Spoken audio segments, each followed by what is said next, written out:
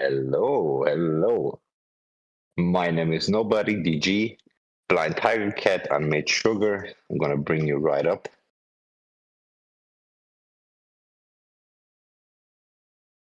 OX Solo, listen to your Q&A today.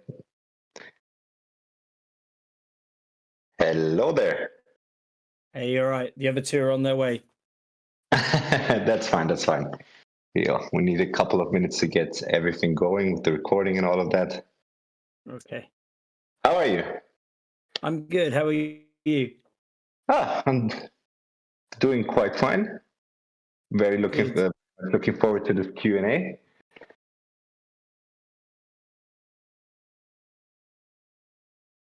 People are. If they have any issues with joining or getting the role, just let me know so I can. I will. What are the Discord handles? We were just in my server, and we've jumped out of my server to jump in here. So Scott's there now. Okay. He's not coming up in my in our audit log yet, but yeah, Scott the investor. He's showing up on mine as sitting in the audience. Okay. There. Perfect. Hello there, Scott. Hey guys, how's it going? I'm in. How you doing? I am great. I can't complain. Thanks for having us on. Of course. This is going to be a good one. We're really excited. I mean, as Matt had already prefaced in the conversation, he has some background in the food industry, so this is definitely going to be a very good one, interesting one. I already see a couple of other people dropping in.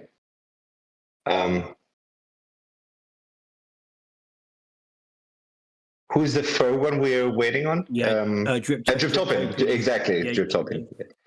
Yeah, he's just jumped in. Oh, so you're going to gang up 3 versus 1 on Mad Hatter. I see. That's how it's going to be.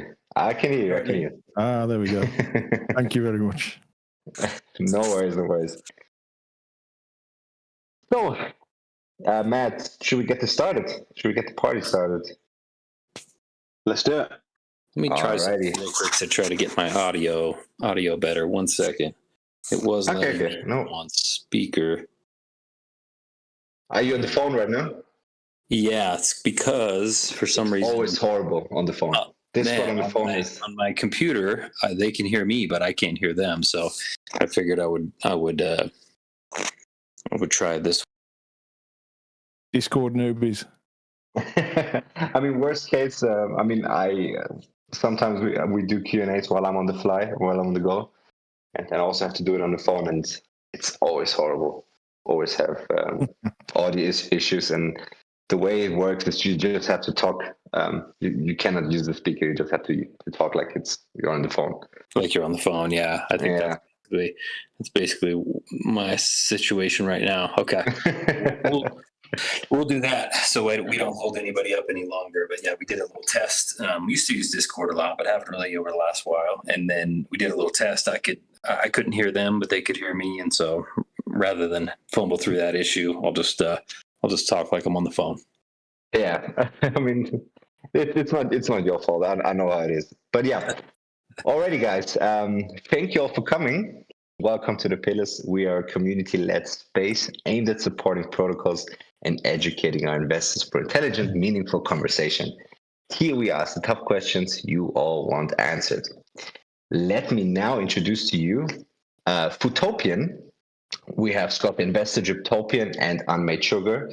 Foodtopian, basically, in a very short summary, combines Web3 with food. And how that's going to work, you're going to learn in a bit. But I also want to quickly talk about the giveaway. We have a $75 giveaway happening, which is going to be 3 times $25, which is going to be announced at some point by Mad Hatter. The way it's going to work is that you're going to have to prove that you are a part of their Telegram, which we're going to share the link in a bit once I'm off the stage. But yeah, thanks all for coming. Thanks to the audience for coming, and enjoy, everyone. Sounds Hi, good. gentlemen. How are we all? Go ahead. Good, thanks. Sorry, Scott, you were saying? No, you're fine. You're fine. I just there was a bit of silence, so I figured you guys were waiting on me to talk. But Gentlemen, it's a pleasure having you in. I'm looking forward to this conversation. It's a fascinating concept. Merging, obviously, real-world businesses with Web3 is something that I think this space is craving, in particular DeFi. And it's one of the few times that we're going to get to really kind of dissect two separate sides of what you're doing, because on the first, there's obviously the DeFi element, and then there's the understanding, the knowledge, and the approach to the real-world business, which is also going to be fascinating to kind of dig into. Before we get there, though, I'd really love to hear a little bit about all of your backgrounds in terms of where you've come from, how you perhaps found DeFi, and what it is that really triggered you guys to go into creating a protocol, especially one that's going to be so closely linked with the real-world business. Sure. Yeah, I'll hit it first. So I'm Scott, go by Scott the Investor.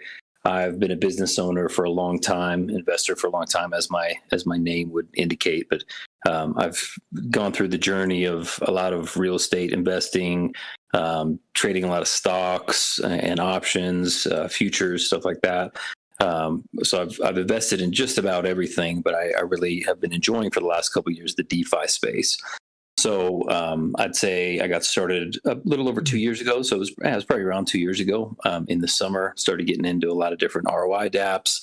As you guys know, pretty Wild West back then. So a lot of them were crashing, not too different than now. But it helped get me acclimated with kind of the DeFi space. I've been in crypto since 2016, I think, is when I first bought in and was buying Bitcoin and Litecoin, Ethereum, stuff like that. So I've just kind of gone on my DeFi journey. But on a day-to-day, I still do a lot of investing. Of course, I have a YouTube channel and a bunch of stuff like that. So I'll get into that a little bit more. But on the other side, in real life business, I run businesses and I do a lot of marketing and trying to figure out how to build brands. And we've got multiple 7-figure brands per month that I deal with. So that's a lot of my side of this. When we came into Foodtopian, 1, I know how to run businesses in the real world.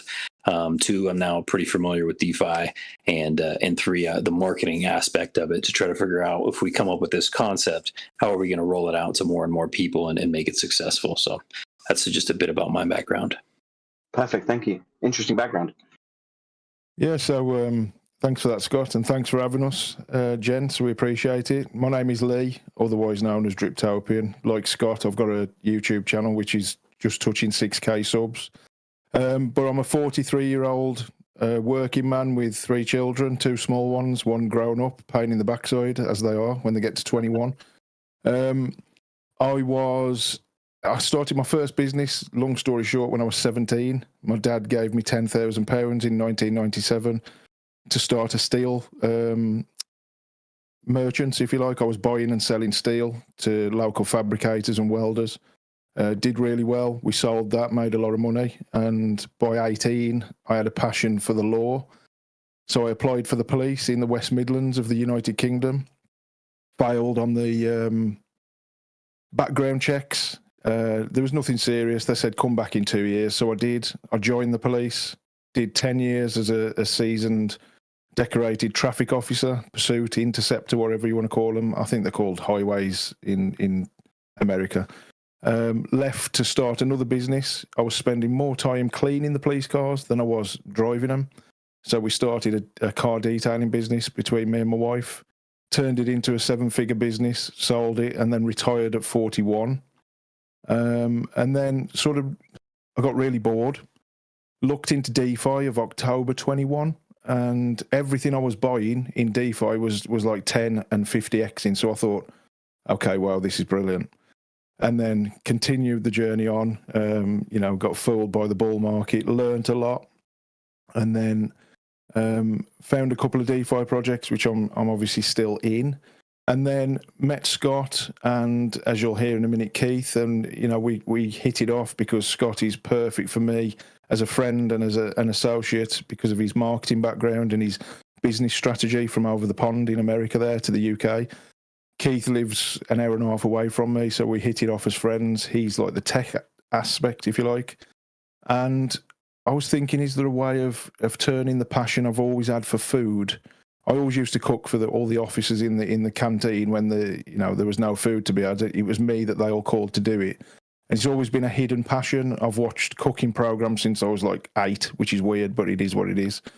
And we decided that, we've all got business knowledge, Keith, Scott and myself. We're all of the same age, pretty much, within a couple of years, and all trusted members of our own communities. So it was just a concept that we thought, you know what, everyone in my Telegram, there's 1,600 members over there, always talking about Foodtopian, when Foodtopian. So it's been 12 months kind of in the making, and then we decided that bridging the gap between DeFi and in real life business that you've all got a passion for, it's kind of one of those things, you're never can say it can't go wrong, but the way that we've worked it, we feel that we've got a real opportunity to grasp the food industry, because obviously street food, we'll get into all this, but street food is popular. The delivery services are more popular since 2020 when we all had to be locked down because that market boomed. And also taking traditional delivery services on the vans and stuff and improving it to a level where we can adapt the street food and the barbecue into working people's lives and deliver the food to them as a quality service, but also bridging that gap to crypto. And we thought it was a nice concept, which is why we decided to do it. So, yeah, sorry for waffling. No, not at all. Thank you, Lee. A lot to unpack with just the two of you, and there's one more to come. So I'm curious. Unmade Sugar, hit me with it. Hi, so I'm Unmade Sugar, Keith Williams. I'm a UK-based, I'm actually a photographer. I was an event photographer, and then the massive lockdown hit, and obviously there was no events, there was no work. So I started uploading all my photos to OpenSea at the time when it was the big NFT boom, and people started buying my stuff, and I got some stuff bought by an American businessman who happened to be somebody who wanted to create some crypto-based stuff. So he offered me some work, so I took it. So I ended up designing some UIs for him, and he was paying me in Ethereum because obviously he was based in America, so it made more sense for him to pay me in Ethereum than to try and work out the exchange rate and all the costs that come with him sending me money from the States to the UK. So then I ended up with wallets with Ethereum in every month, and was like, well, what can I do with these? So I started looking into DeFi. Same as Lee, I got in when you could literally throw a dart at any project and it would 5-10x, and then got absolutely battered by the bear market that came in. But it's been good because it's a lesson learned now, and that you can't make money every single time you go. So I started designing UIs for this company in the States, and then they were kind of like, well, do you think you could do this? Do you think you could do this? And then the person who was doing their contracts quit the company. And I've been looking into some DeFi contracts and creating contracts myself. So they were like, can you do this? So I've kind of been through the YouTube university and learned how to do everything. So I went from just building the UIs for this company to building the UIs and also doing the contracts. Got into like the Drip Network, where I started watching Scott and Lee. Started my own YouTube channel, but I'm been that crazy busy at the moment that I haven't posted a video on there for a while, but I do plan to start again. As Lee said, we live quite close to each other, so we connected. And then Scott, I've always kind of known Scott, and we've messaged a few times on a few projects. And then Lee kind of came up with this idea and pulled the three of us together, and this is where we are now. So that's pretty much my story. Great stuff. Thank you. It's an interesting melting pot of experiences that can lend themselves very well, especially to something like the food industry. If you've got a couple of people that have experience in running a business and churning out a business for a good amount of money, and then a photographer as well that can come in and make it look how you want it to look when you're selling it. And then on top of that, someone who's got a background in marketing, I think that makes for an interesting conversation today and an interesting approach, I'm sure, to what you guys are doing. Before we get into the food aspect of it, Foodtopian, can someone explain to me a little bit about what it is? Explain to the listeners, some of the people who don't know who you are, what it is that you guys have got going on there with your DApp and how the whole ecosystem works. Sure, that's a big question, but I'll at least hit the first part of it. So, Foodtopian was an idea that came from Lee's channel. They just really started posting a lot of food and everything, and then we started thinking, hey, wouldn't it be funny if we built a DApp around it? So we've been mulling that idea over for about the last year. Finally, we decided to get serious a couple months ago and start to dig into the details of how we would structure it and how it would have a real world aspect, because I think that most of us agree that the majority of DeFi, the vast majority of DeFi projects that do not have an external revenue source, it's just a ticking time bomb. Eventually it will collapse. So we decided, hey, if we're going to do anything in DeFi, we're going to use our in real life business experience to make sure that it's successful.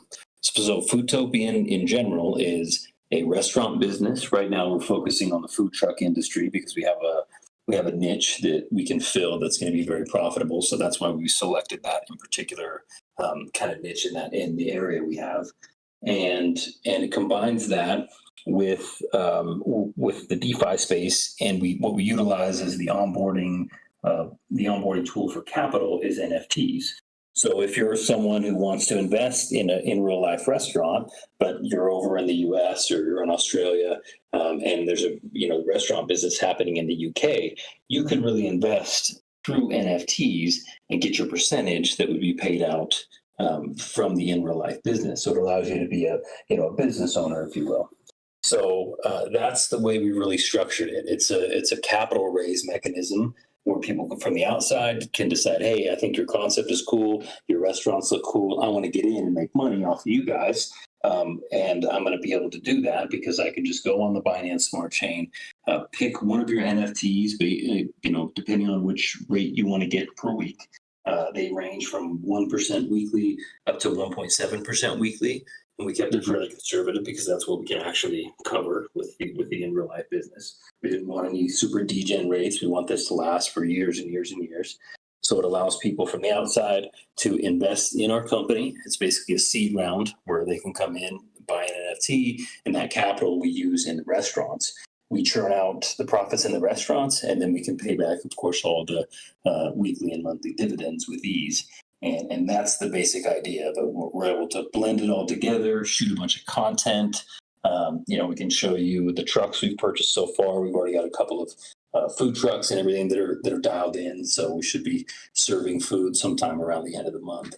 But that's the basic concept. We wanted to take our passion for food, take my passion for marketing. Keith is great with the contracts and figuring out how to set all this up. And then we know that we've got a ton of investors in our communities that want to get into something that has real life utility, but they just, they don't know how, right? They don't have that avenue. So we've created the NFTs to create that avenue for them so they can buy into the business essentially, and then they'll earn their weekly yield and we'll go out and actually run the business. And they earn that weekly yield by staking these NFTs, is that right? Correct. Right, and are these currently paying out as it stands? So have you've sold a ton, obviously, because you've raised some capital to buy the truck and the trailer that you guys currently have.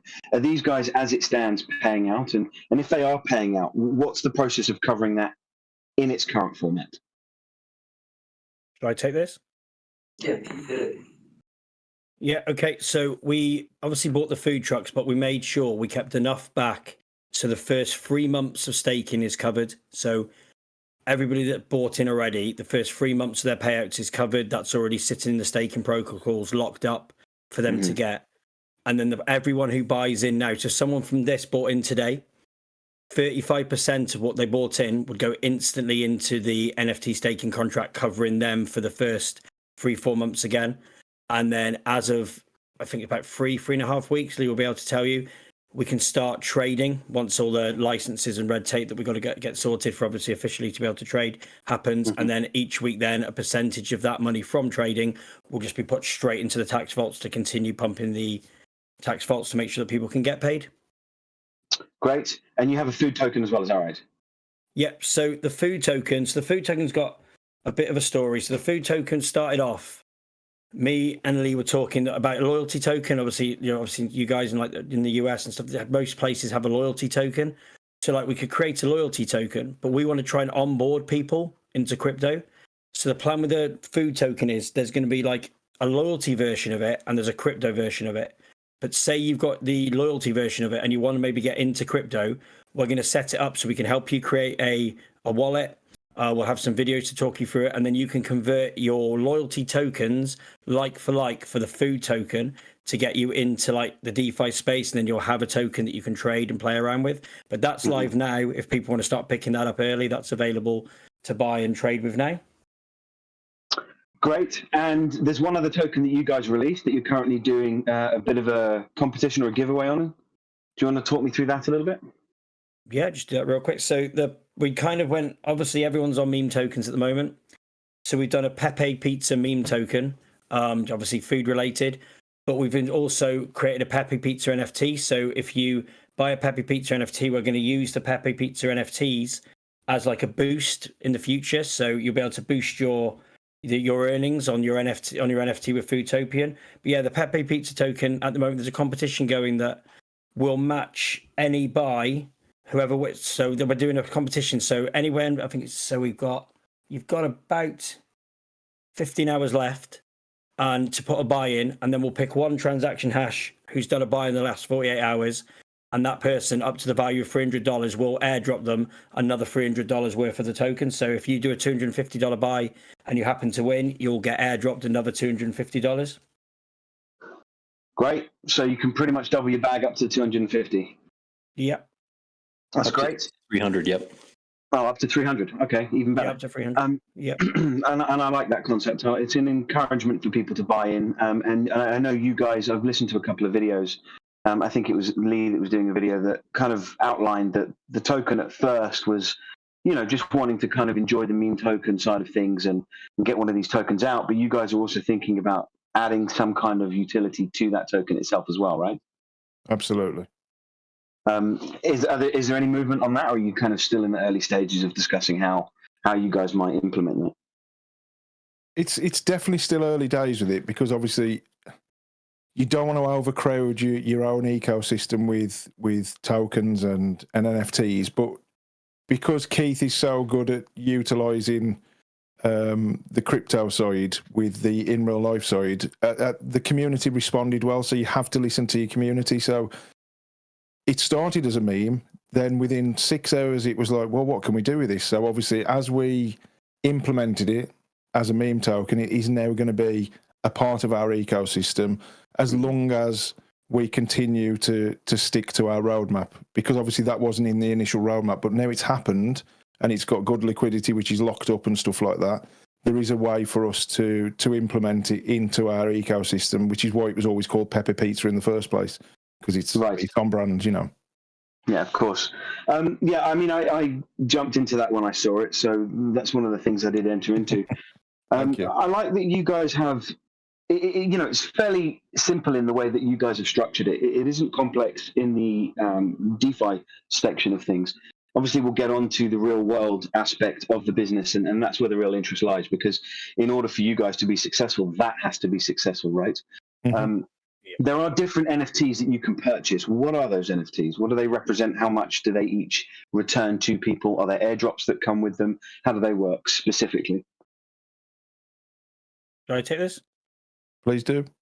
Okay, so there are 5 levels of NFTs. They range from 1% up to 1.7%, as Scott said earlier. But they also, so they will pay up. So the first 4 will pay you to 250%. So you'll get your initial back plus another 150%. They're also linked to a lottery where once a week there will be a lottery fund, and we'll pick one random NFT owner, and that NFT owner will win the lottery fund. Obviously, we expect that to grow week on week as the business grows of how much will be going in there.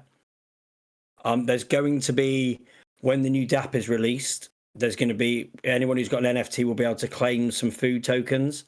So they'll be able to take their NFT into the DApp and claim some food tokens to get them started on the food tokens. So they'll end up with an NFT, some food tokens. They can stake the food tokens to earn more food tokens. They can obviously stake their NFT to earn BNB, so they can be nicely set up, ready for it all to start off. Mm-hmm. Great. So when I heard it was food, my ears pricked up. I got very interested, and I really wanted to dial into the concept that you guys are going to be rolling out when it comes to food trucks, because As you said, Lee, food trucks in particular are popular, especially in the UK. I know that they've been popular in the US for some time. And during, obviously, lockdown, that industry, especially for the takeaway and delivery side of things, boomed. People found that they were at home or had to be at home. They still wanted to eat. And it really took off for a lot of businesses. It did. What is the concept that you guys are going into this with your food truck? Okay, so let me I'll just give a little bit of history. The whole business is based around takeaways or takeouts in the US. Restaurants, which is more a future roadmap, but if one comes up at the right price, we're going to take it. And mobile catering and mobile food trucks. Now, obviously, we speak to a lot of different cultures, a lot of different countries. But here in the UK, where we're going to operate for the start, obviously, there's lay-bys where people pull in and park. Lorry drivers have to take rest in the UK, so these lay-bys are popular for the breakfast menu, which is, bacon, egg, sausage, tomatoes on a bread roll. But the takeaway industry, as you say, boomed during the 2020 lockdown. So the delivery services, and there's lots of them, but in the UK, we're looking at Just Eat, Deliveroo, and Uber Eats as our main three. There is Food Hub and a couple of other ones, but I'm not going to confuse everyone with it. So what I decided to do was start looking at takeaways, fish and chip shops, pizza, kebab restaurants, and stuff like that. But what we're finding at the moment is that the economy is struggling, but the rent is not. To rent a fish and chip shop on a leasehold is, you've got to spend £70,000, which is nearly $85,000 US, on buying the business, but then you've still got to pay the landlord anything between £1,000 and £1,500 per month. Mm-hmm. So we looked at 3 or 4, and they're really good, a little bit overpriced. So we decided, you know what? Let's pivot and go to the food truck side, because we know it's low startup, it's low overheads, and we'll start attacking that sector. And the main reason for that, and this is local, this is a local thing, because in Staffordshire, in particular, I live in Stafford, in the middle of the UK, there are 6 food trucks, delivery service vans in the whole of the county. And we're talking, 50 square miles, 60 square miles maybe.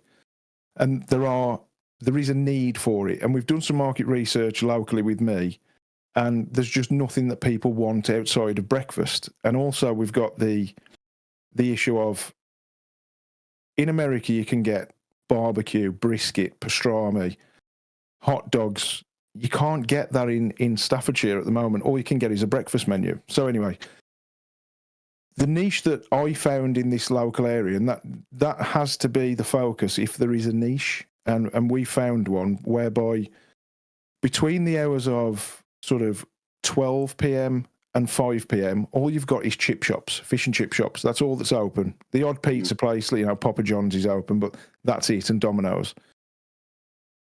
But there's a lot of school moms and dads and people who want to eat when the kids get home at 3:30. There's nothing. We can't find anything. So what we decided to do was pivot to the food truck. And it's super important for us because at the end of the day, the restaurants are so expensive. We don't want to be wasting investors' money on an overpriced fish and chip shop that's turning over 100 grand a year. They should be turning over 200. So we purchased a catering trailer, a food trailer. It's 12 foot long by 8 foot wide and 7.5 foot high, which is perfect because I'm 6'3", so I can fit in there. Now that trailer is doubling up as not only a place to prep food for the delivery services, but it will also cater for our second van that we just bought last week, which is we call them sandwich vans over here. I'm sure you'll know of them. They're like, you've got an oven on the left-hand side, refrigerated on the right-hand side, and dry storage in the middle for your crisps or chips in America, chocolate bars and cakes and all that stuff. And on the refrigerated side, we've got a menu of pre-packed sandwiches, which we're going to prepare on the trailer. And in the oven side, we've got a selection of normal food. And I say normal because we have to listen to the customers that are in our area. Pies, pasties, sausage rolls, standard fare, with a little bit of added zhizh for office buildings, industrial estates, and everywhere else where we'll leave our house at 7 in the morning and we'll be back by 1 with hopefully an empty van and £600-700 a day worth of revenue, because that's what we should be hitting with the sandwich van. And you can ask me any questions on what I've just said. Thanks. Right. So effectively, you're taking the approach that you guys are going to be a destination place, but you're going to go to the destination. It's less footfall driven, but it's more creating interest in the area that you're going to pitch up, I assume. So I'm Absolutely. guessing you've got a round of maybe 5-6 different areas that you guys want to hit. You're hoping that you're going to gain a reputation for the people that are sitting in those areas. And what you're effectively saying is that your market research has brought you back to knowing that there's a very small niche of food that people want to have in those areas, and that's what you're catering towards. Yeah. So it's a two-pronged issue, that one, because people do just want in the morning. For instance, the catering trailer will provide food for the second van, which will go out at 6 in the morning to factories and industrial estates. The market research obviously isn't hard. Those people want a hearty breakfast that they can get the sausage, the bacon, the eggs, and whatever else that we've got on the van. But then from the 8 o'clock till 10 o'clock crowd, you're looking at the more generalised, healthier foods, if you like, because you've got a lot more diverse communities in office buildings. And I don't want to stereotype, office workers to industrial workers, but there's different needs for energy. But what we're also adding to the equation is the gym food, the granola bars, the yogurts, the Greek yogurt, the salad bar. And there's each van that I've ever been to, bear in mind we've got 3 contracts that we're already almost locked into with car dealerships, where half of them want bacon and eggs and the other half would like just a bowl of cereal in a soup bowl with a tiny bottle of milk so they can have the cereal and not feel guilty about buying off a food van. So we're catering to that need as well, because it's almost 30% of the people don't want what we put on our form, greasy food. So we're adding the, cereals, which you can get at home. But like me, I don't want to eat at 6 o'clock in the morning. 8 o'clock, I'm starving, hungry, but I'm at work, so I can't eat. When I turn up, you can get your fix of healthy food with maybe a chocolate bar thrown in just as a cheat. Right. And how are you going to approach perhaps how many customers you might need, and of course the turnover of the customers that you get on a day-to-day basis? Because one of the biggest obstacles that you're perhaps going to face when you're pitching up to the same location at a regular time, the same days every week, you might find that people start to buy it initially and then that tapers off. And then you're forced to perhaps pivot or start to think of things that are going to bring new people back in. And you'll have to cater for the fact that maybe people are going to buy 2-3 times a week.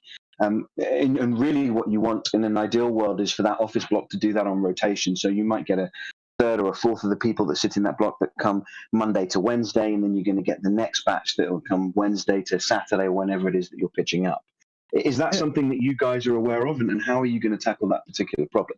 Yeah, absolutely. That's a great question. And that comes with learning from your customer and adapting and pivoting, which is why we've got the catering trailer as the perfect example for how we can pivot. Because I used to work at BMW. I had a contract at BMW in Stoke-on-Trent. And one of these food vans that we've got, identical model actually, the Jiffy Truck Panino, used to turn up every day. Now, some days I wouldn't buy from it. And I had to ask myself, why didn't I? Because my wife would say, well, you didn't buy on Wednesday, Thursday or Friday. And I was probably the target customer that you're talking about. Now, there's approximately 4,300 stops in the area that we're talking about launching Vehicle 1. And the one thing that I found, and what I did my research on, was it was the same menu every day. So if you bring in the same menu every single day and you're not willing to pivot, and I'm talking, let's say we go to BMW Stoke 5 days a week. We go with the same menu. I know what's there every single day. They're not willing to pivot. Well, I am willing to pivot because I'm cooking it with 2 other people the night before. So if someone says, can we have kebab Friday or pizza Wednesday? We will. Now, footfall obviously is not what we're looking for in terms of our trailer, because that's static. That is our catering unit as it stands right now. But in terms of the pivot, we will adapt to every consumer that we stop by, and we've got a list of 15 stops that we're allowed to go to right now. Mm-hmm. As in a contract, they're going to guarantee me a certain amount of, not custom, but, you know, we're allowed to park on their spot. All the rest is for anyone to go to. So I think the most important thing with food is to allow the consumer to tell you what they want based on the research that you've done every day. So we're willing to pivot on a 24-hour basis. Great, and I think pivoting is a good way to approach this. My brain, in terms of the food industry, and in particular when it comes to food trucks, is that I might have tackled this from a point of view of saying, right, I'm not actually going to give too many options to the people that I'm pitching up to, but what I am going to give them is this one option, or these 2 or 3 options that are going to be so good they're going to want to keep coming back. Absolutely. And you know what you also have is this really unique space in Web3 in which you can really garner fantastic interest by way of social media. You know, you can run competitions with your customers or your investors to drive customers towards you. So, but what it sounds to me like is what you guys and the way you're tackling it is, and I don't mean this in a disparaging way, but the quality of the food obviously has to be of a certain standard or people simply won't buy from you. But the quality isn't necessarily as important as the options that you're able to give to the people that are buying from you. Would that be right? I would say we even will take a different angle with it over the long term, because when Lee goes down the menu of some of the stuff that he wants to do, everything's kind of standard what people are used to, but it's got a little extra. We're doing a little bit extra just to make the food better than, you know, your average food truck food. But the key also will be that we're expanding food trucks. So there's no reason why we can't say this food truck only goes to this site on Monday, Wednesday, then we send it to the other site. Our other food truck, which has a little bit different food, comes on Tuesday, Friday, and alternate the trucks in a way where even though the customer feels like they're getting a different vibe and getting a different food truck, and they love the Tuesday option, they also love the Wednesday option, they're all still buying from us. So we're not really limited to just the one food truck and the one idea of the food we're gonna serve there as far as like genre of food. We also have the ability to have multiple trucks that serve slightly different genres and take different angles on things, and we can mix those around and change their routes. So the people in the business park or wherever we're parking out of, they feel like they're getting constant new options that are good, and they can't wait for that Friday or they can't wait for that Tuesday, and so they're continually buying from us, even though we're giving them different genres, just by giving them different trucks and different looks. Right. I think it's an interesting concept to rotate trucks into the same area. Are you at any point also exploring perhaps moving into a city centre, maybe slightly further afield from where you currently are, and pitching up on a permanent basis there to get that footfall, and then expanding that one particular truck, as you say, just for 1 or 2 days, so that you can really... Sorry, that's an interesting question, because it all depends on, and people in the food industry will know this, it depends on, are you different? And if you're going to, say, an event or a city centre, some of the permits will ask you, what is your USP?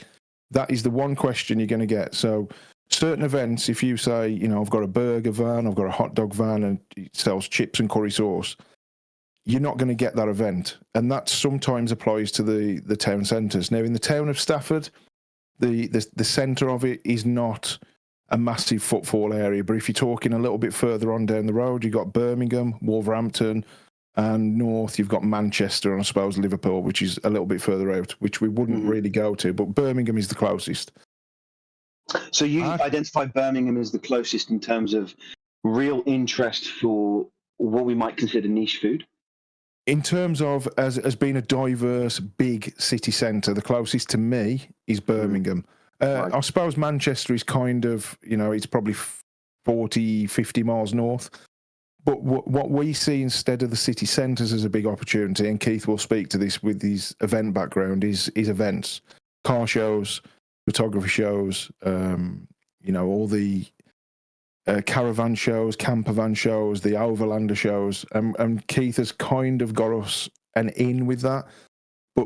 One of the major footfall areas in Staffordshire, which I sort of turned into earlier, was the lay-bys. And that doesn't sound very attractive, I understand that. But as a lay-by is a parking zone off of a main highway or an A road. And there's 6 lay-bys in my borough where I'm registered as a food business, because every time I move counties, I have to register and get inspected. And I'll speak to the inspections and the health and safety side if anyone wants me to. It's a bit boring, but I will. In the Stafford Borough Council, there's 6 lay-bys, and we've done some market research on 3 or 4 of those. And the footfall, or car and lorry fall, of those lay-bys is insanity. There's one food van, which is about 10 miles out from mine in a lay-by. He turns over £750 or $1,000, say, and he's open from 7 till 1 in the afternoon. That's it. He's gone. And I asked him why he didn't stay, and he said, I don't need any more money than that. Right. So he did one test day where he stayed there till 7 p.m. So it was a 12-hour day, 7 till 7. And he turned over nearly £2,000. And I said, well, why didn't you stay? You've got a jacket potato or baked potato machine. You've got all the stuff. And he said, I don't need it. My lifestyle only needs me to stay here till 1 because I've got family. So obviously we took a little bit of that and did some market research north of that, which is 15 miles. And I spoke to 10 lorry drivers, and every single one of them said there used to be a van here 20 years ago, but the husband and wife team retired. So that's one of the pitches that our next actual footfall trailer is going to sit in because the council have approved it. So it's kind of like you wish you'd got 5 trucks now, so you could put one in every single lay-by, but we understand that that's not quite the way it works. But the events are a thing. City centres is a very, very lucrative opportunity, but with that comes the overhead. So we're going to launch and make sure we're sustainable, and then we'll attack any potential pitches that we can pay for the big city centres, which are obviously lucrative, but they come with their own problems. Right, of course.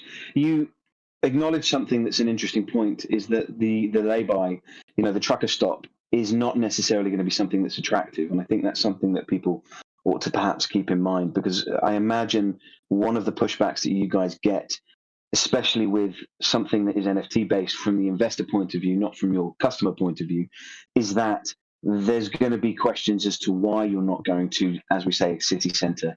Why are you going to go to a lay-by? Why am I going to invest in something that it doesn't feel like it's very glamorous? It's not the Gordon Ramsays or the the LA food truck style spots that we would anticipating we are going to be investing in.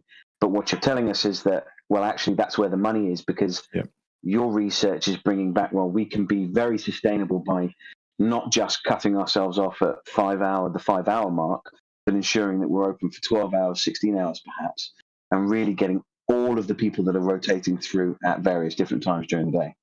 Yeah, absolutely. And these lay-bys are targeted locations. They're not just like a grungy little, what people might think of as a lay-by as just being a dark corner of the world.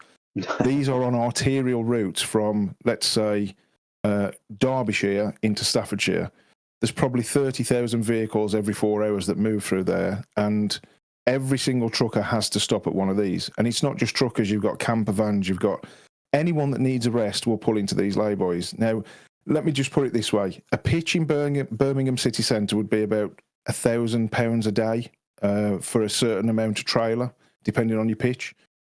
Mm-hmm. So you've got to sell 333 burgers to even cover your vig on the day's rent. In the lay-by, it's free. So if you sell, let's say, 50 burgers, you're already in profit, and you're paying an NFT holder that's spent half a BNB for 6 months. So each math is different depending on what you're doing, but obviously it's a case of managing expectations. If you buy an NFT and you're getting paid out for 2.5 years at the rate that we said you are, mm-hmm. Does it matter whether it came from a lay-by or it came from, the Gherkin in London? It doesn't matter, does it? Because the overheads, business is about making profit. Turnover is vanity, profit is sanity, and that's the way we're trying to look at it. But there is always a scope to expand.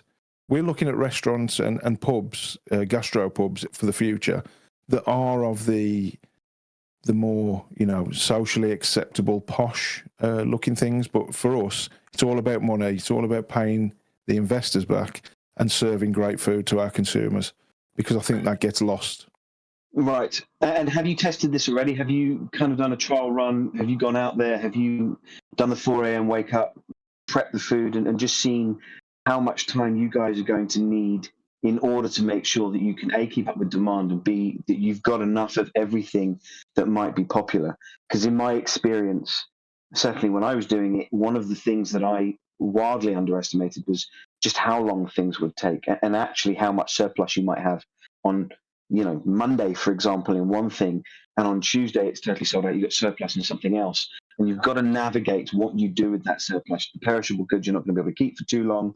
The non-perishables you can kind of ignore a little bit. Are you doing run-throughs? Are you testing this constantly? And are you guys going to kind of give yourselves a bit of a dry run at this at some point in the near future? Well, let me tell you this. For the last 2 weeks, maybe 3, we've spent £4,000 of our own money on ingredients and perishables, the breads that you can't freeze, the refrigerated items that have to be used by a certain amount of time and stuff like that. I've probably cooked more food than I've ever cooked in my entire life on that trailer in the last 3 weeks than I ever have. And we've done a family pretend takeaway order where I had 7 orders coming at the same time. We've done a full van test with all of the hot food, the cold food, obviously crisps and that, and tinned kind of stuff you can get away with. But it took me the first 2 weeks to understand, okay, wow. So I used to love doing food, but now I'm thinking about business. What have I got to throw away? What's this? What's that? Well, it's funny because the third dry run I did, I've sent some photos out into our groups of me frying chips in there, checking all the electrics and doing, all the health inspection pretend tests that we've got to do. Mm-hmm. And the oven food and the hot food, obviously it's a challenge because if you think you need 50 burgers on a Monday, but you only sell 30, what are you going to do with the 20? You can't bring them back and freeze them. They've got to go that day. So we've got different things in place for the food we don't sell.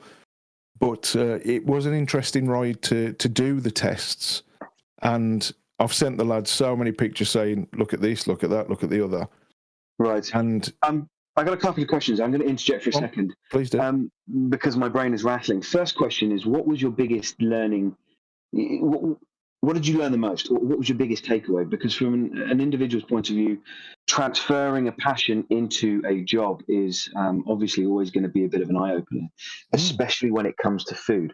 What did you find most interesting in terms of what you learned? The most interesting thing and most challenging thing for me was when I did my level 2 food hygiene tests with all the temperatures, safe cooking, allergens, and everything that needs to be done on the red tape side. That was, I always thought level 2 would be easy to do, which I know it sounds really, really strange because I find that, with learning the law, I thought, this is going to be easy. And it took me 8 hours to learn and remember all of the temperatures. And then I've just done my level 3, which is obviously, a step up. So firstly, the biggest challenge for me was learning about how, it's important to cook food properly. I understand that concept. But actually being legal to sell food to the consumer at the end, that was interesting. And I loved every second of it. A whole new ball game, right? Yeah, whole new ball game. Numbers and figures with business I'm fine with, but the most important takeaway, pun intended, is what you've just touched on, is how much food do I need to buy before I have to sell it? And it brings a whole new, it's a whole new ball game in terms of SKUs. Because, if you buy 5,000 T-shirts, they're going to sit on the shelf, that's fine, there's no worries. But I'm lying there at night thinking, when's that box of burgers going to be okay to sell? So instantly, you've got so many SKUs. But in terms of the food industry, it's like a fantastic thing to do, and people think you make millions of pounds because if a burger costs you 20 pence and you're selling it for £1, you're making 80 pence. It doesn't work like that. So learning the perishable side of food is super interesting, and I find it fascinating, as sad as that may be. No, not at all. It is fascinating. Learning something from paper and then putting it into practice, they're two very separate things, in particular when it comes to food. And it's also remembering all of the minute details that you have to remember, be it down to, what is delivered to you, the temperature it's delivered to you at, what temperature you need to keep it at, what internal cooking temperature a burger needs to be cooked at, Yeah. how you need to note it down, when you note it down, do you spot test during the day? Those are small things that people don't necessarily know that goes into the food industry, but it's something that you need to take into consideration. Another interesting question for you, and this is going to sound daft, but you mentioned you're 6'3". What was it like learning to navigate a fairly small space that isn't your own kitchen that you now need to move in order to be able to service your customers at a reasonable enough pace that they know that they can grab something quick from you and they're going to head back to you the next time around? Yeah, very interested. It was a challenge, and for the first 2 days, when I got the trailer the first couple of days, I couldn't work out how to maneuver because I'm actually quite a stocky person, so I'm nearly 17 and a half stone as well. Right. And to move fast is obviously, I come from a background where I'm quite fit, so it's easy. But add that the brain power of, like you say, the cooking temperatures, the customer itself, the engagement with the customer, which we've all practiced with the family. It's actually quite difficult for me to multitask. And now I've learned that skill on top of the educational side.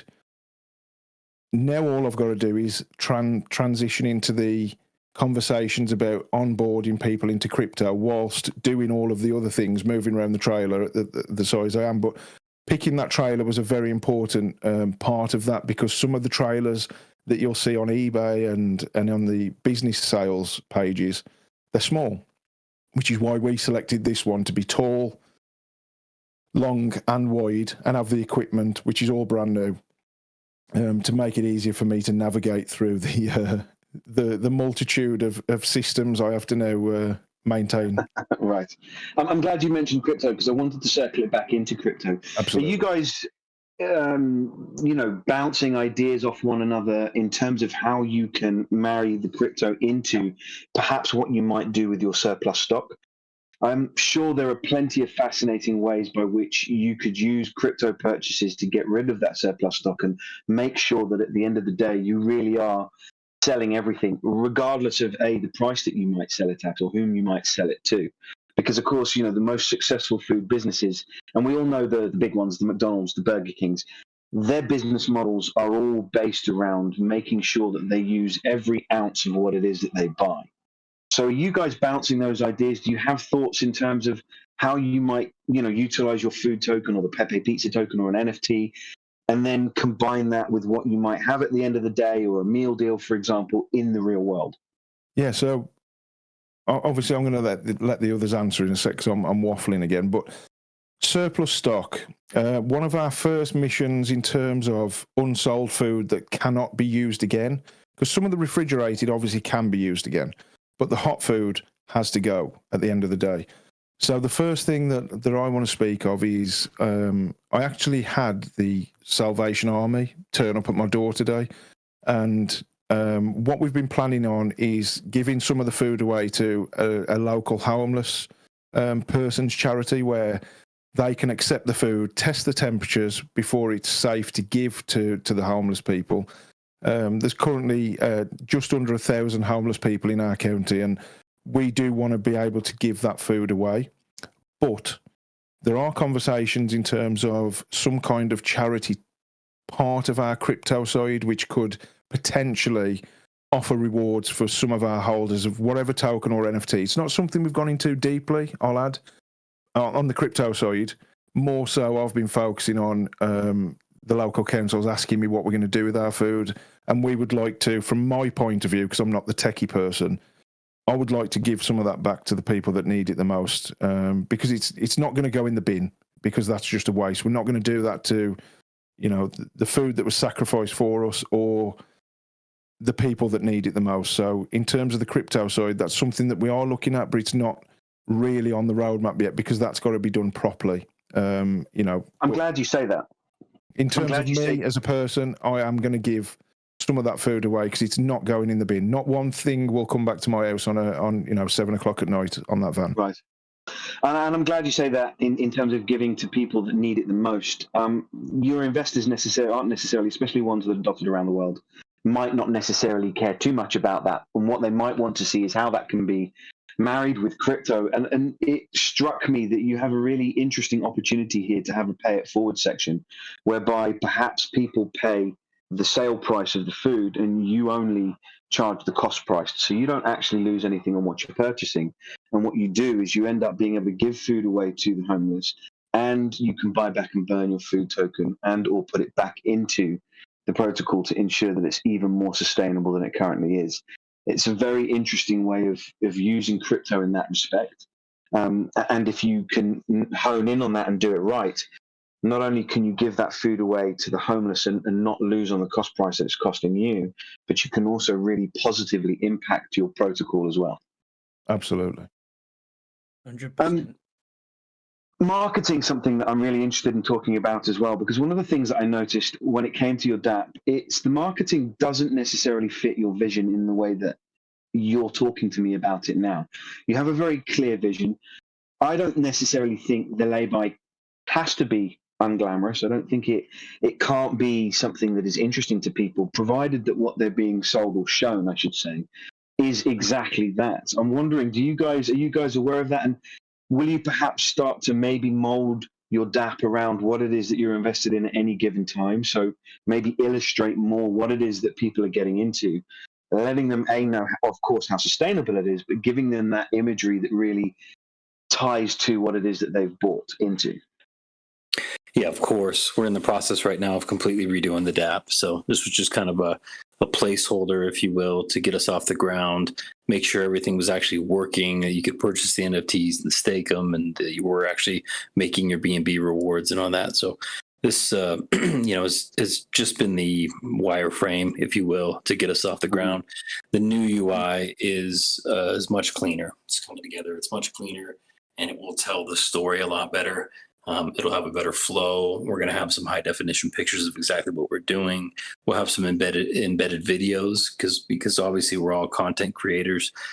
This will give us a unique opportunity to create content and already have an established audience around different initiatives we're doing, or stuff just as simple as specials, or just even stuff that talks specifically to the investors about how the NFT works and all that. So we're going to have a lot of options to be able to market to different, using different dynamics, if you will, because sometimes investors don't ultimately care that much about all the nitty gritty details in the business. And sometimes they don't care whether you're, helping the homeless folks or any of that type of stuff. They're just interested in, are you making enough profits to be able to pay my investment? If so, yes, I want the meal deal. And, I just want to set it and forget it. So we've got to have a little bit different avenue to speak to all those, different folks. For the most part, the marketing on the website, as far as fundraising, is going to be much different, of course, than the marketing we're going to be doing with the actual restaurant business, because obviously they're very separate things. We're going to try to find a way to bridge the gap between folks in the real world and us in the DeFi space. And we've got a few different ways that we want to attack that. One of them in particular was always about our loyalty program or loyalty token. When you go to a business and you purchase so many different times, you rack up your loyalty points, and then you can come back and get discounts and stuff like that.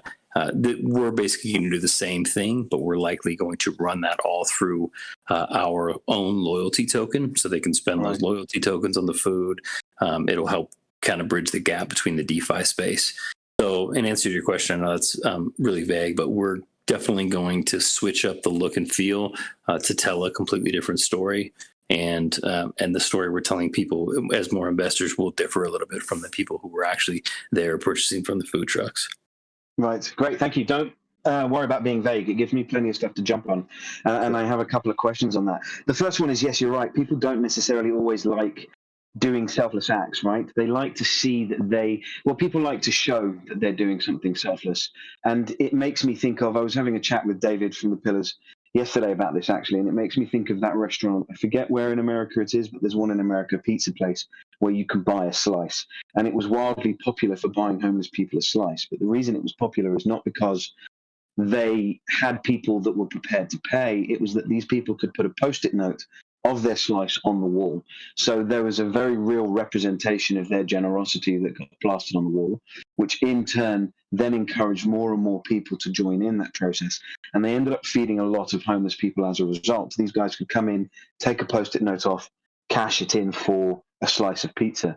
And I just think there is so much wonderful scope within this particular space to do exactly that, giving someone a visual representation, be it an NFT, be it their username on the DApp, whatever it might be, to encourage more and more of that moving forward. In terms of marketing, what are you most looking forward to in terms of the challenge of bringing Web3 and a real-world business together in one, and I imagine as someone from marketing, you're not going to tell me that it's kind of in one bubble, but I'm going to describe it as a bubble, to bring those two into this one singular bubble that kind of successfully drives interest in both of the directions? Yeah, that's of course a difficult question to answer, because first and foremost, the marketing that we're going to be doing is just to make sure that the businesses are successful, that we're getting a lot of customers, that the amount of customers that we need to make sure that it's a profitable business so we can pay back the investors. The bridge over to DeFi needs to be more of a gentle move and a gentle marketing move, because you really, the consumer, and it's not just a restaurant business, it's any business, they want to spend the least amount of time on your site likely possible to find exactly what they want and then be checked out. So if you're sending them any marketing materials or a flyer or an email that says, hey, you were here last week, we want you back because we have a new dish or something that we're going to announce.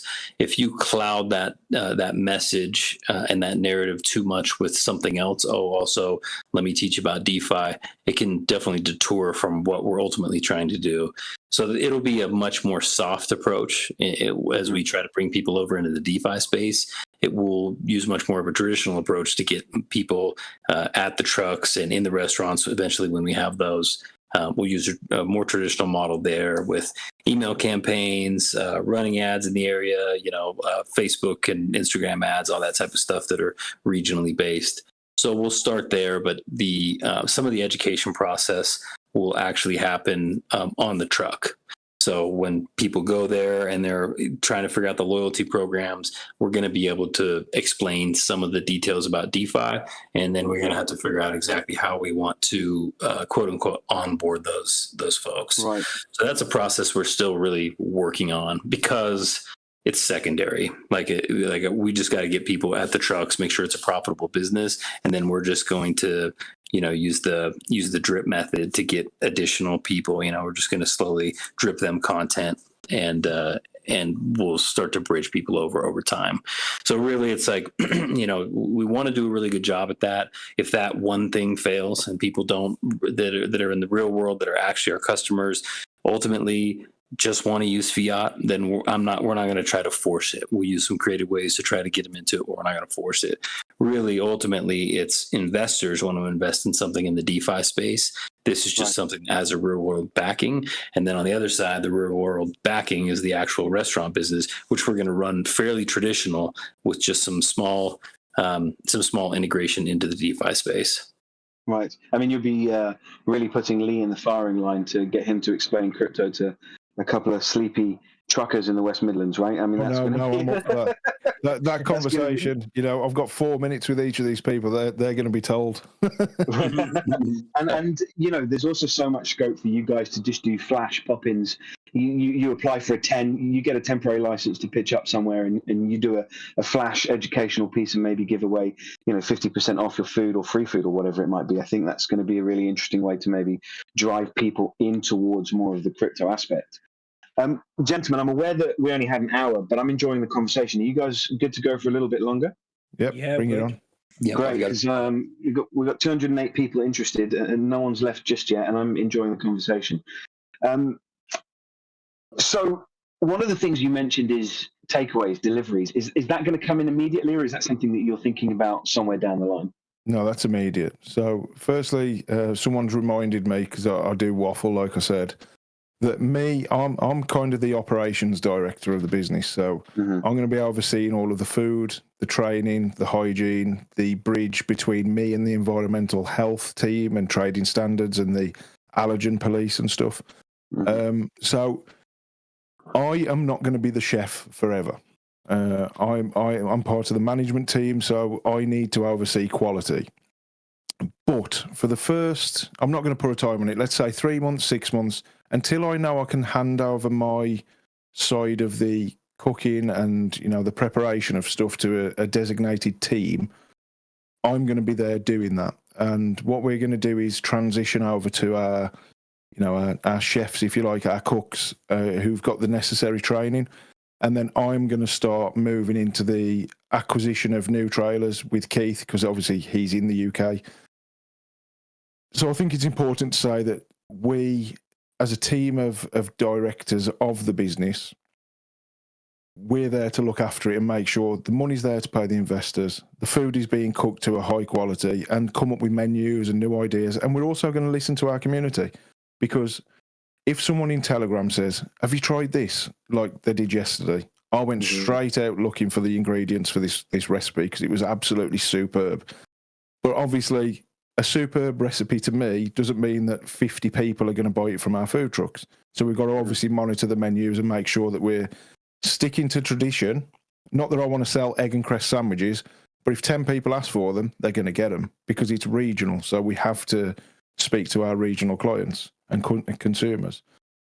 But when it comes to the delivery service, we are launching that on the same day as our delivery service on the small sandwich and hot food van. Okay. So when that van comes back, we anticipate 1 to 2 p.m. that van's going to come back. I'm going to be in that trailer from the second. Either we've got a driver for it, which I've got 2 I'm interviewing in the next couple of weeks when we've done our inspections. If that doesn't work out, I will be driving there in the short term, but I think we've got, you know, drivers ready and waiting. And from 12 p.m., the day we open as a food business, because we've got a limited company in the UK, but as I'm sure you're aware, but your listeners might not be, in the UK you have to be registered for 28 days before you can sell food, because you have to have an inspection and get given a health safety rating, 1 to 5. So that's looking around the 10th or 11th of June is the day we can actually serve our first piece of food.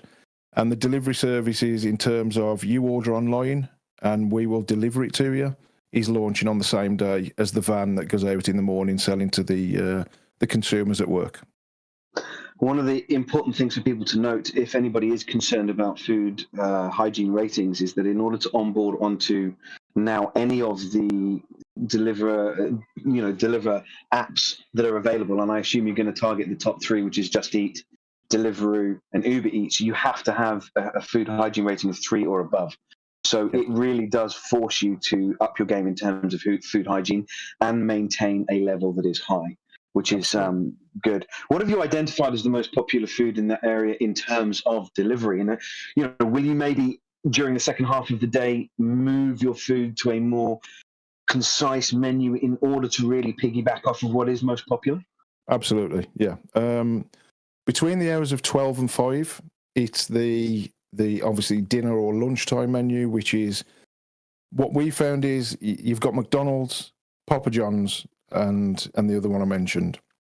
So you can only get my kids and 25 other families from our school that we've interviewed, and I say interviewed, we've asked what do their kids want. We've got Alpha Bites, which is a potato snack, which is, you know, oven cooked, and jacket potatoes and chicken nuggets, that kind of thing. But we're trying to do the 12 till 5 is where you can't get anything. There's nothing you can get. So we're going to offer a kids menu, an adult menu, and a couple of specials. Depending on the day, obviously Fridays in the UK is fish and chip day, so we're going to try and cater for that with a couple of differences because it's being delivered to your door. But in terms of the evening menu, in the UK we're lacking in things like smoked brisket, pulled pork. People actually want Christmas stuff, so turkey and stuffing with gravy, chicken and stuffing with gravy, pulled pork. So we're going to offer all the things that our consumers are telling us as we evolve through the evening menu, but we're going to offer the staples, which everyone would want. But the one thing I can't order between 12 and midnight is a hot dog. So we're over. It's weird, but you can't get one. We're going to offer the things that you can't, but also you can. So depending on demand, obviously the first 4 weeks, we're going to test out a couple of menus with some American themed, Indian themed and Asian themed products, and not just standard Chinese takeaway. All the things that people want but can't quite get, we're going to offer on the menu. And then depending on demand, we'll as we said earlier, we'll pivot and change depending on the consumers and what they want. This might be a boring question for the listeners, but I'm super interested in it. Who's going to be delivering the food? Are you going to be using the Just Eat delivery service that they have, or are you going to have your own drivers that you're going to send out? It's a 50-50 to start, just until we find out what the demand is. Obviously, there's a cost involved with the Just Eat. If you bring on the Just Eat drivers, you lose a little bit of your profit. Yeah. Depending on what the rate is, sometimes 12 to 30%. It depends on what they take, as I'm sure you already know. But we're going to use a 50-50 split. And for the first couple of nights, we anticipate using our own. And then if demand gets too much for our own driver or two, then obviously if we're using Just Eat or Deliveroo drivers, then we're doing something right because we need to hire more drivers. But we're going to do 50-50 to start, and then depending on what it costs at the end of the month, we're going to decide on whether we need to employ our own, because we know the cost of the drivers is a little bit too much more than we want to pay. But for the customer satisfaction, I'm willing to accept that cost until we prove our concept and hire more drivers. Yeah, the reason I asked is, and I'm glad you mentioned it right at the end there, is customer satisfaction. In my experience, not only Just Eat in particular, take a large percentage, double digits, I believe, percentage off of the food in order for you to run their drivers. It is also heavily dependent on how many they have in the area and whether or not they are going to start picking up multiple items. And with things like hot dogs, burgers, one of the things to really dial into when it comes to delivery is how it gets from A to B in the same quality or as close to the same quality as when you made it, because that really sets you apart. And it's something that you really need to dial into in order to get that repeat custom back, because the difference between something that is at a lay-by in which you're targeting a specific audience and Just Eat, like this space, is very much geared towards reviews and user feedback. And the higher the user feedback, the more you're going to be able to drive customers towards you, and the more Just Eat begins to help you. I happen to have been one of the higher rated restaurants in the country for delivery, specifically around hot foods. And I used my own drivers, and I have a delivery driver system that you guys might be interested in. So perhaps that's something we can talk about afterwards, and I can point you in the right direction of that. Yeah, absolutely. Because it's like Web3 with deliveries. People don't necessarily think about this per se, and all of the delivery platforms are always trying to come at this from a different angle. But the most important part of a delivery for the customer outside of the food is information. And by information, I mean, when is the food order received by the restaurant? When is it being sent out by the restaurant? And crucially, how long does it take to get from restaurant or trailer or wherever it might be to my doorstep? And if you can meet those three sets of criteria in a seamless fashion, you can really drive the delivery aspect of what you're doing up. And you'll probably find that a large portion of what you make will come from that delivery, because, like you say, you're going to be targeting dead times when there isn't a lot of options available. So people are going to perhaps turn to a Just Eat or a delivery to get their food. Yeah, absolutely. And I think you've hit the nail on the head, because one of the concerns with using Just Eat's delivery drivers was, obviously it's a great tool to have if your driver's already out on, 5 deliveries, but we do have our own ready and waiting to test the concept. And if we do need to hire, I'm lucky because I know a lot of people who actually have been Domino's drivers and cooks and Just Eat drivers. So we've got 1 to 2 of those on standby already and waiting. And hopefully they're that busy that we do need to use the Just Eat drivers while we hire another one. But it's a very valid point, because the concept is obviously all about the food. And like you say, you've been involved in it. You know how important it is for that food to get to the customer as close to how I packed it. It can't sit in a bag for 45 minutes because it's going to diminish. Whereas we understand that from day one. So we do have a driver sitting there he's not sitting there now, obviously, but he will be there, ready and waiting to go. But it's an ever moving concept, and like I said, if we do need Just Eats drivers on that one night, then we're doing something right, aren't we? And then we can again continue to move our business model on. But I'm definitely interested to hear in the system delivery driver system. Yeah, absolutely. I can talk to you guys about that. I mean, with everything like this, it comes down to attention to detail, and I think you guys are going to have real success the more you have attention to detail. And that isn't just about what kind of food you're churning out, but it's how it's packaged. What do you store next to hot food? Does your hot burger come next to a cold drink? I'm sure we've all ordered a McDonald's or some kind of gourmet burger that you pay a ridiculous amount of money for a piece of tomato in it, and they've delivered the chips with the burger, and they've given you 3 cans of Coke that sit on top of it, and it just comes cold. Yeah. Attention to those kind of details. Are you using a hot bag? Are you not? Those things really make the difference and could push. I've done all of that. We've spent extra money on packaging to stop all of that, and it's silly because if you think 500 foil lined bags is 38 quid plus VAT, so it's almost £45. Mm-hmm. And when I spoke to some of our suppliers, I spent 3 hours in a freezer talking to someone about it because he was passionate, I was passionate. And I said, I don't care what the cost is to start, as long as that pop is cold, the can of Coke is cold, because it's hit the nail on the head. When you get fish and chips and your can of pop and your ice cream's been put on top of 80-degree food, what's going to happen? It's going to melt and go warm. I want my food hot and my cold's cold. So we've invested, it sounds silly, small details. It's all sitting in the trailer, all these different variations, and the cost mounts up so much. People don't understand that when you get that bag handed to you, the packaging is probably more expensive than the food if it's done right. Yes, absolutely. It's an eye-opener when you start to look into the different packaging. But again, 214 people listening, it's interesting for them to hear that you are going into the minute details of what it is that you guys are building out, because that is going to be where your success comes from. The devil is always in the details. It's been a fascinating conversation. I am aware that I've now had you for an hour and 15. Unmade Sugar, I'm going to bring you back in if you don't mind. Of course. Again, just want to talk to me about how people can invest in the Foodtopian concept, but also before that, when it comes to your transition, obviously you come from a photography background. I'm going to assume you're going to be doing a ton of photography and filmmaking for the food itself, for the trailer, where it is. What are you most excited about sinking your teeth into in terms of this particular project? Right. So first off, if you head over to the DApp, everything's on the DApp where you can invest. The NFTs are on there. The food tokens on there. Join our Telegram. I've noticed in your chat on here now, some people are saying they aren't in Telegram. I'm here on Discord, so you can feel free, anybody, to message me here on Discord, and I will quite happily answer any questions if you can't get onto Telegram. Photography-wise, so I'm an event photographer, so food isn't something that I've really shot with before, but obviously I've got all the gear, I've got the equipment to do. So we are definitely going to get some photo shoots done and get some food stuff and get a really nice menu put together. We're going to get some really nice graphics put on the vans and stuff.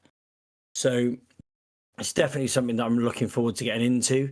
Again, which hasn't been mentioned, because I'm an event photographer as well, just as mentioned before, but I was letting Lee talk about it. We can get into quite a lot of events as well, because I've been event photographer for 12 years. So there's a lot of events and a lot of companies that I work for that we're going to be able to get into when we get to that stage. But it's going to be good. Like I said, like we've all said, there's a lot happening. There's a lot going on. Jump onto the Telegram if you're able to jump on the Telegram. If not, message me here in Discord and I'll point you in the right direction. And we want to get as many people involved as possible. Yeah, great stuff. Let me just throw the link into the stage questions to the Telegram. We're going to run the giveaway now. In order to be eligible, you have to be in the Telegram channel and be able to prove that you have joined the Telegram. So we've got, how many now listening? We've got 217 people listening. I expect the Foodtopian member to jump to at least 300 during this conversation. Is there anything that I haven't covered you wish I had and you guys want to touch on a tiny bit? Yeah, just touching on that last point about how you actually get into the project. You can go to dap.foodtopian.com/NFTs, which I've shared a link in the Telegram for those that are there. basically you buy with BNB. You can mint. We've got fries, which are 0.1 BNB, pizzas, which is 0.5, burgers 1, and then the tier goes up until the meal deal, which is 20 BNB. Each one comes with its own weekly returns. We only use weekly. For instance, the burger, which is 1 BNB, you get 1.4% weekly return in BNB. You can claim every day. We use weekly just so it's easier for you to understand the APRs. Like Scott said earlier, they're not degen APRs because that's not sustainable when it comes to real life business. So you can go to the link, you mint them and stake them, and you can start earning BNB out from the BNB you put in from right now. And obviously we're improving the DApp. It's got a new layout. The website's got a new layout. You'll be able to claim from there. You can claim your BNB out and you can buy another one so you earn more. They don't ladder. They don't compound on top of each other, sorry. If you bought 5 1 BNB ones, they all come with their own rewards. But that's paid in BNB that you can choose to do whatever you want with. Gas fees, your favourite degen plays, it doesn't matter. We just use the weekly return as a visual. And that's dap.foodtopian.com/NFTs, which I've shared in our Telegram. And if you could share it in your Discord, that'd be fantastic. That's all you have to do. It's easy. Great. And is there anything else that I haven't covered at all that you guys were really keen to mention and you've kind of been screaming at me in silence to bring up? No, Lee, one thing you missed on that last little description, because there's definitely a perk once you go up the ladder, if you will. You got your fries, which are 1% weekly. It goes then 1.2, 1.4, 1.5. And then the best deal, if you will, is the meal deal, which is 1.7% weekly. All the previous ones I mentioned, they'll pay out 250% of what you invested. The meal deal will pay out 275%. So you actually get an additional bonus there. And there's also some additional, perks. Lee, you want to hit the additional perks that come with the meal deal? Yeah, sorry, I was muted. Yeah, the meal deal. So basically, instead of having a 250% return, it's 275. But also it pays you a certain percentage, which is 0.75% of the profits of the food business itself. So, for instance, if we lodge, obviously we're a UK registered business with all of us are shareholders and directors. In the month of May, for instance, next year, I'm just talking a random month. If we net 10,000, you will get 0.75% of that month's profit. So it's kind of a profit sharing model while your NFT is actually live. So if you ROI your 275%, you would need to buy another one to activate your next month's profit worth of returns. So it's kind of been a temporary shareholder in our business up to your 275% of your return. So it's kind of feeling some ownership while you own that NFT. Great. It's been a very fascinating conversation for me to have. I'm interested in this concept a lot, and I think you guys appear to be on the right track.